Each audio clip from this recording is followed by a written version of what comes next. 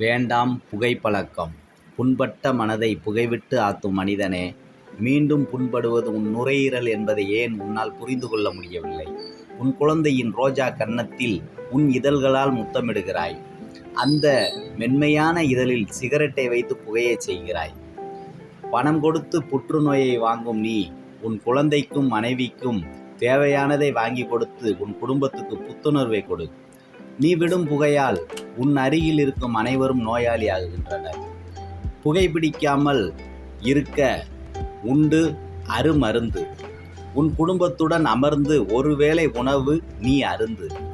நீ தூக்கி எறியும் சிகரெட் துண்டின் புகை உனக்கு மட்டும் பகையல்ல, மற்றவர் உடமைக்கும் சுற்றுச்சூழலுக்கும் பகை.